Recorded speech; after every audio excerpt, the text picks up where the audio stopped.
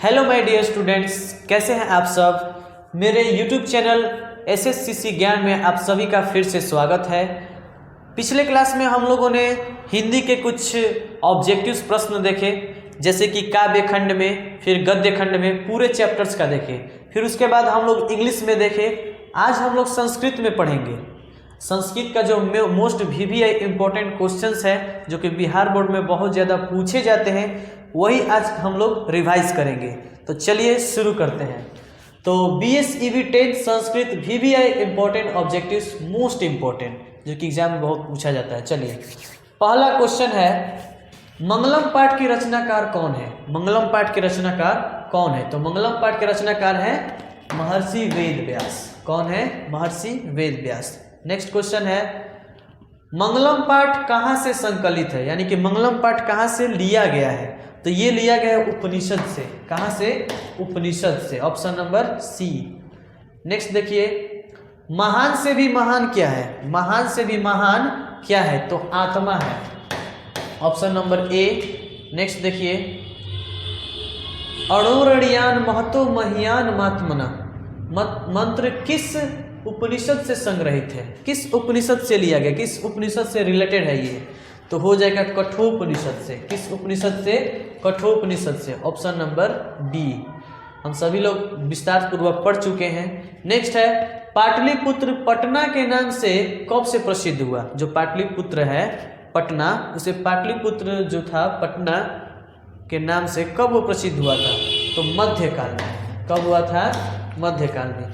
पटना का पुराना नाम क्या है? पटना का पुराना नाम है पुष्पपुर। क्या है? पुष्पपुर। अगला प्रश्न देखिए, पाटलिपुत्र में कौन बार बार आए थे? पाटलिपुत्र में कौन बार बार घूमने के लिए आते थे? तो भगवान Buddha. Option number C. Next देखिए, मेगास्थनीज पटना किसके समय में आया था? जो मेगास्थनिक एक यात्री था, वो पटना किसके समय में आया था?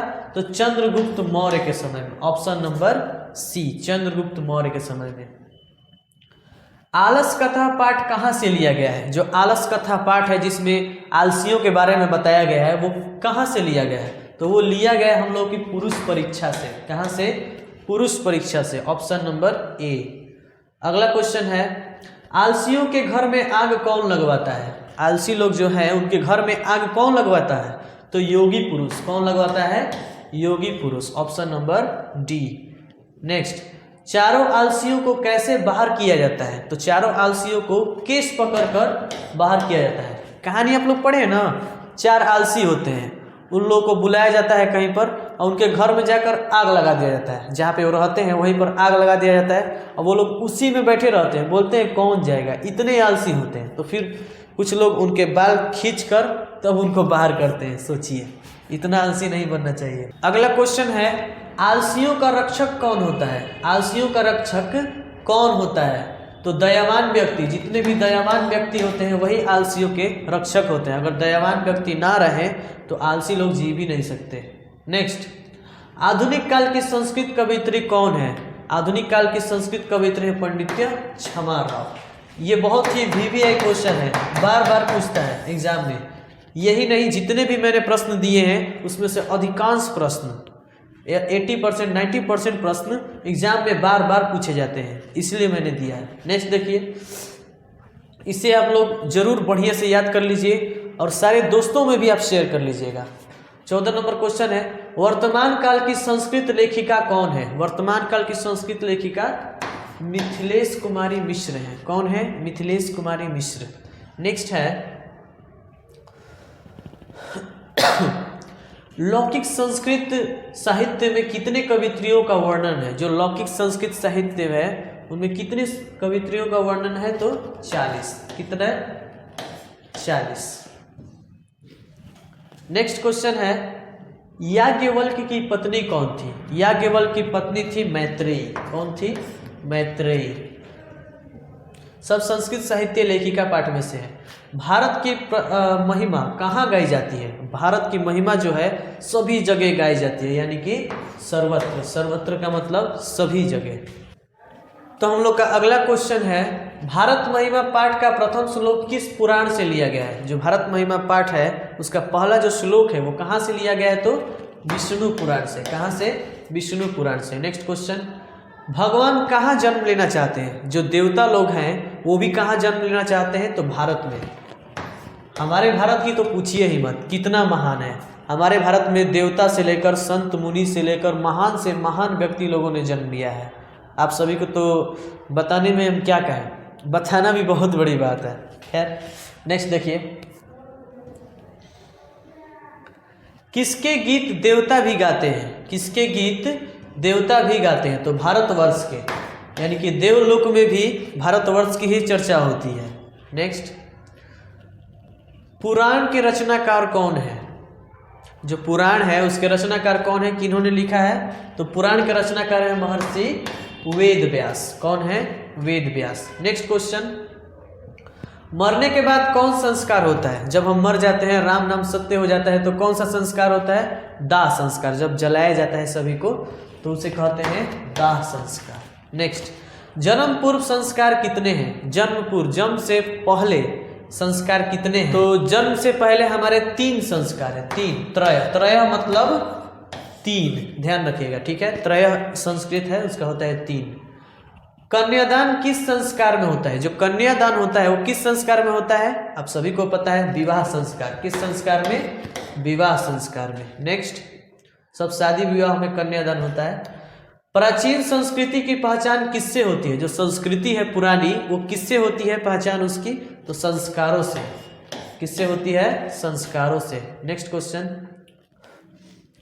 नीति श्लोका पाठ के रचनाकार कौन है?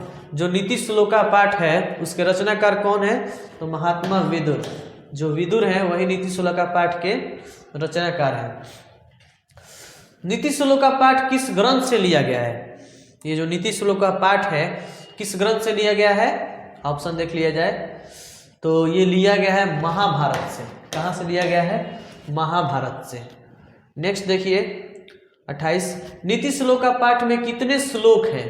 कुल कितने श्लोक है नीति श्लोका पाठ में? तो 10 है। कितने हैं? 10 है, ठीक है। विनय को कौन मारता है? जो हमारे विवेक, बुद्धि, विनय, नम्रता जो होता है उसे कौन मारता है? तो उसको मारता है अकीर्ति। कौन? अकीर्ति। ऑप्शन नंबर सी हो जाएगा, अकीर्ति। अगला प्रश्न देखिए, कर्मवीर कथा में किस पुस्तक का वर्णन है? जो कर्मवीर कथा पाठ है उसमें किस पुरुष के बारे में बताया गया है? तो बताया गया एक दलित पुरुष के बारे में। एक दलित जो पुरुष है उसके बारे में बताया गया है। 31 देखिए, भीखनटोला से कितनी दूरी पर प्राथमिक विद्यालय था? ये जो राम प्रवेश राम था भीखनटोला से कितनी दूर जाकर पढ़ने जाता था विद्यालय? तो 1 कोस। कितने? 1 कोस। ऑप्शन नंबर हो जाएगा सी। 32 देखिए, कौन स्नातक की परीक्षा में प्रथम स्थान प्राप्त किया? किसने स्नातक की परीक्षा में प्रथम अंक जो है, स्थान जो है प्राप्त किया था? तो राम प्रवेश राम, ठीक है। देखिएगा, केवल राम प्रवेश होगा तो नहीं होगा, ठीक है ना, राम प्रवेश राम होना चाहिए। अगला प्रश्न देखिए, परिश्रमी पुरुष क्या प्राप्त करता है? जो मेहनती पुरुष होता है, जो हमेशा मेहनत करता है, उसे क्या मिलता है? देखिए, लक्ष्मी, यानी कि धन दौलत रुपया पैसा बहुत मिलता है। जो परिश्रमी होता है उसी को मिलता है, ना कि आलसी को। तो अगर आप मन से दिल से मेहनत करते हैं तो आप भी एग्जाम में ज़रूर पक्का है कि आप सफल हो जाएंगे। लेकिन जो केवल टाइम पास करते हैं वो तो बिल्कुल नहीं हो सकते, चाहे वो कितना भी मेहनत कर लें। इसलिए मन से मेहनत कीजिए, दिल से पढ़िए, ठीक है। ये जो मेन क्वेश्चन है सब अच्छे से पढ़ लीजिए इसको, ताकि एग्जाम में जाने पर आपको कोई डर ना रहे, ठीक है। 34 नंबर क्वेश्चन है, स्वामी दयानंद के गुरु कौन थे? स्वामी दयानंद के गुरु कौन थे? तो बिरजानंद। जो बिरजानंद थे वही स्वामी दयानंद के गुरु थे। अगला क्वेश्चन, अगर आप सबको मेरे वीडियो को जो क्वेश्चन है सारे पसंद आते हो, वीडियो मेरा पसंद आ रहा हो, तो प्लीज़ इसे लाइक कीजिएगा। अगर आपको कुछ सीखने को मिल रहा है तो इसे लाइक कीजिए, अपने दूसरे दोस्तों के पास भी भेजिए, ताकि वो लोग भी ये पढ़कर एग्जाम में बढ़िया से बढ़िया अंक ला सके, बढ़िया से बढ़िया नंबर ला सके, ठीक है। तो नेक्स्ट हम लोग देखते हैं स्वामी दयानंद किस प्रकार का पाठ है। जो स्वामी दयानंद जो पाठ है वो किस प्रकार का पाठ है? तो ये एक निबंध है। क्या है? निबंध है। अगला देखिए, आर्य समाज के संस्थापक कौन है? जो आर्य समाज है उसके संस्थापक कौन है? तो स्वामी दयानंद है। कौन है? स्वामी दयानंद। सी। 37 देखिए, किसका नाम मूल शंकर था? किसका नाम था मूल शंकर भी? तो वो था दयानंद सरस्वती जी का। दयानंद सरस्वती जी का। 38, मंदाकिनी वर्णनम पाठ के रचनाकार कौन थे? जो मंदाकिनी वर्णनम पाठ है उसके रचनाकार कौन थे? तो वो थे महर्षि वेद व्यास। कौन थे? वेद व्यास। मंदाकिनी वर्णनम पाठ के रचनाकार कौन है? मंदाकिनी वर्णनम जो पाठ है उसके रचनाकार कौन थे? तो महर्षि वाल्मीकि। कौन थे? महर्षि वाल्मीकि, जो कि एक रामायण के भी लेखक हैं। ठीक है, नेक्स्ट देखिए, मंदाकिनी वर्णनम पाठ रामायण के किस कांड से लिया गया है? रामायण के किस कांड से लिया गया है? तो अयोध्या कांड से। ठीक है, बहुत सारे कांड है रामायण में, तो उन्हीं में से एक है अयोध्या कांड, वहीं से लिया गया था। मंदाकिनी नदी किस पर्वत के निकट बहती है? जो मंदाकिनी नदी है किस पहाड़ के नज़दीक है, मतलब बहती है? तो मंदाकिनी जो नदी है वो चित्रकूट पर्वत के पास बहती है। किस पर्वत के पास? चित्रकूट पर्वत के पास। 41 नंबर देखिए, राम किसे संबोधित करते हुए मंदाकिनी नदी का वर्णन करते हैं? जो श्री राम होते हैं, श्री राम थे, वो मंदाकिनी का वर्णन क्या बताते हुए कर रहे थे? तो वो बोल रहे थे सीता को संबोधित करके, यानी कि मंदाकिनी नदी वैसे ही शांत है जिस प्रकार सीता जी है, वैसे ही सुंदर है जिस प्रकार सीता जी है। नेक्स्ट, व्याघ्रपथिक कथा पाठ के रचयिता कौन है? जो व्याघ्रपथिक कथा है, शेर वाला, सोने का कंगन वाला, याद है ना? तो उसके लेखक कौन है?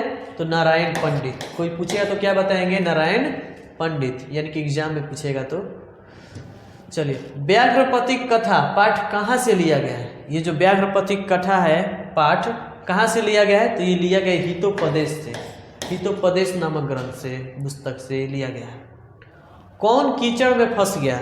जो पथिक था ना, रास्ते में आ रहा था, वही बेचारा फंस गया था, क्योंकि बाघ जो था उसको लालच दे दिया सोने का कंगन वाला। तो कौन फंस गया? पथिक। कहानी। अगला क्वेश्चन है, बूढ़ा बाघ क्या देना चाहता था? जो बूढ़ा बाघ था वो क्या लालच दे रहा था जी? तो स्वर्ण कंगन का। क्या देना चाहता था? स्वर्ण कंगन। अब देखिए, स्वर्ण कंगन मतलब सोना। ठीक है, सोना, इसी को हम लोग स्वर्ण भी बोलते हैं, स्वर्ण, और सुवर्ण की तरह भी लिखाता है। स्वर्ण मतलब सोना, यानी कि सोने का कंगन। ठीक है, संस्कृत है। नेक्स्ट,